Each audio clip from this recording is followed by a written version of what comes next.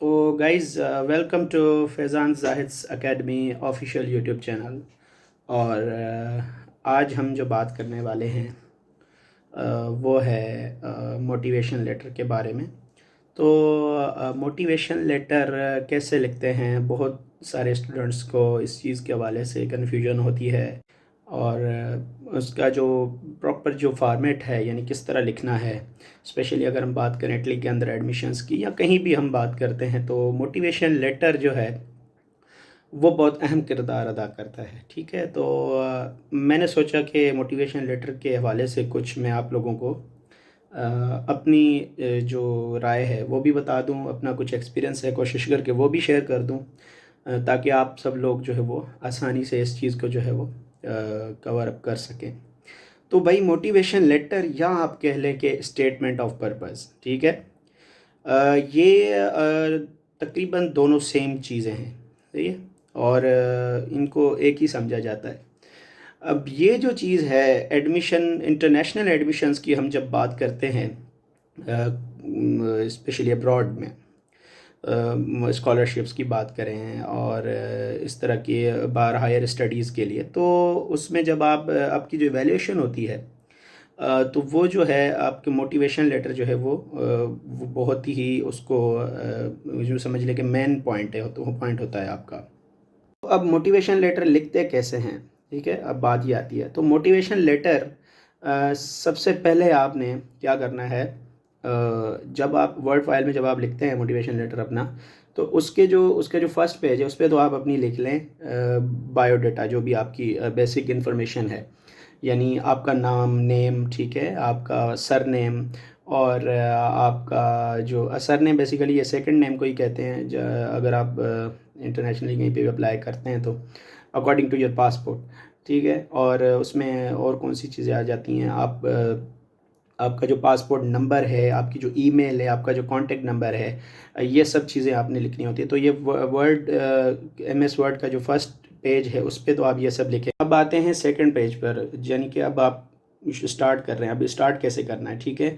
Start आपने जो है वो मोटिवेशन लेटर इस तरह करना है कि आप अपने वर्ड फाइल में जो आप हेडिंग देंगे सबसे पहले मोटिवेशन लेटर की, देन आपने जो है जो नीचे से एक पैराग्राफ, फर्स्ट पैराग्राफ आपने स्टार्ट करना है, तो उसमें आपने कुछ इस तरह लिखना है कि आप जो है वो मतलब बेसिकली आप अगर इंजीनियर, इलेक्ट्रिकल इंजीनियर हैं, तो आपने वो उस हवाले से कुछ 2-3 लाइंस लिखनी है कि how much you are dedicated और क्यूरियस विथ योर फील्ड, ठीक है।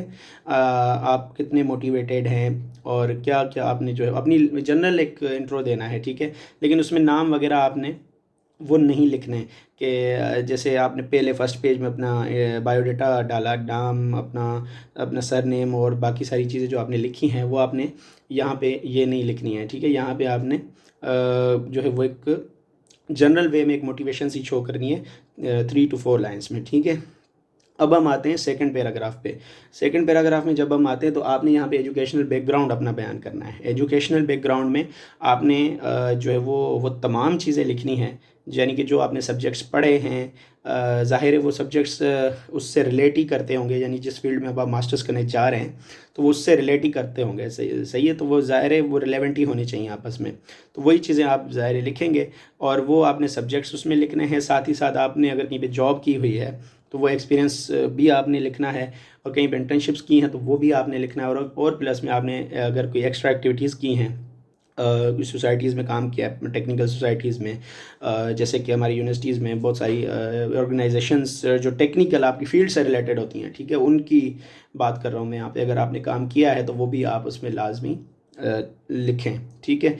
आपका ये एजुकेशनल बैकग्राउंड इसमें आ जाएगा पूरा। और हाँ, सबसे मोस्ट इम्पॉर्टेंट बात, अगर तो कोई पब्लिकेशन है आपकी, यानी अगर कोई पेपर पब्लिकेशन आपने की हुई है तो वो लाजमी लिखनी है, ठीक है, इस चीज़ को मिस नहीं करना। और जो भी अचीवमेंट्स आपकी एजुकेशनल एकेडमिक कैरियर्स में जितनी भी आपकी अचीवमेंट्स हैं वो सारी आपने लिखनी है उसमें। ये आपका सेकंड पैराग्राफ आ जाता है।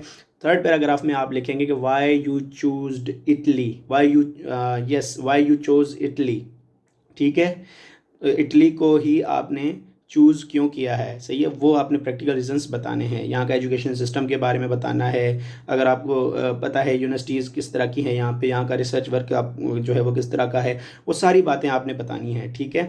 तो ये थर्ड पैराग्राफ है। फोर्थ पैराग्राफ की अगर हम बात करें तो आपने यूनिवर्सिटी के बारे में बताना है, जिस यूनिवर्सिटी में आप अप्लाई कर रहे हैं, इसी ही में क्यों आप अप्लाई कर रहे हैं, इसी में आप जो है वो क्यों एडमिशन लेकर जो है वो स्टडी करना चाहते हैं, वो प्रैक्टिकल रीजंस आपने बताने हैं, ठीक है। और मतलब रीजंस आपने ऐसे देने हैं कि रियलिस्टिक रीजंस हों, ठीक है।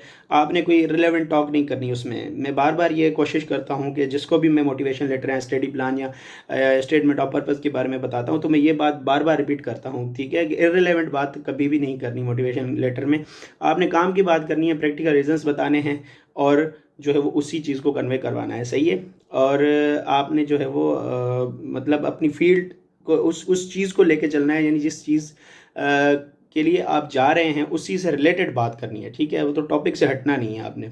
हाँ, वो चीज़ें जो आपकी इस एडमिशन में प्लस पॉइंट ऐड करती हैं वो आप ज़रूर डालें, सही है।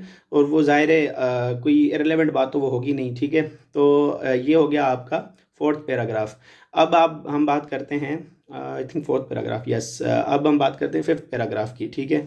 तो फिफ्थ पैराग्राफ में आपने अपने उस स्पेसिफिक कोर्स के बारे में बताना है। यानी मैंने automation engineering and control of complex systems में अप्लाई किया, तो मैंने लिखा कि मतलब मैंने वो रीजंस बताए थे कि मैंने क्यों इसमें क्यों जा रहा हूँ, मैं ऑटोमेशन क्यों चूज़ किया मैंने, why I am going to study in automation engineering and control of complex systems, ठीक है। इसी तरीके से अगर किसी का इलेक्ट्रॉनिक्स है तो वो उसके बारे में बताएगा, किसी का इलेक्ट्रिकल है तो वो उसी के बारे में बताएगा।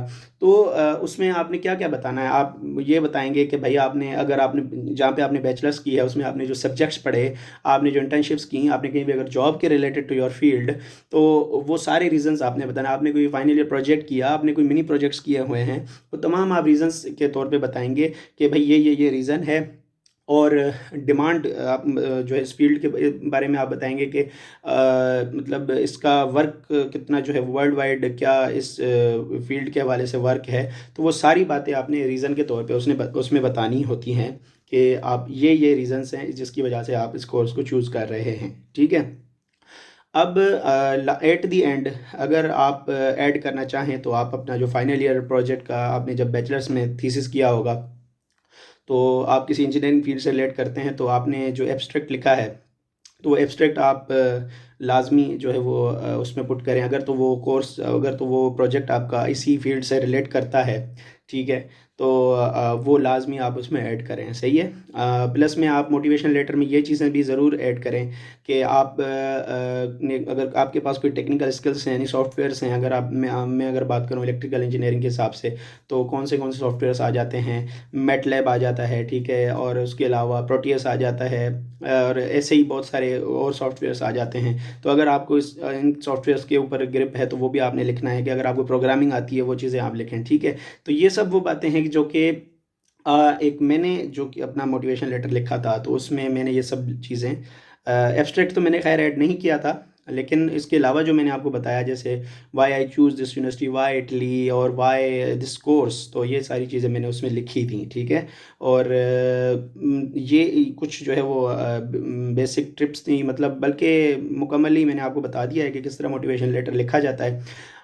दूसरी मेन चीज़ है कि आपने एक तो इंग्लिश की स्पेलिंग जो है वो उसको ध्यान में रखना है कि वो ग्रामर मिस्टेक, आपकी स्पेलिंग मिस्टेक्स ना हो, सही है। और बाकी जो है वो किसी का मोटिवेशन लेटर आपने कॉपी नहीं करना, सही है। तो मोटिवेशन लेटर आपने अपना ही लिखना है।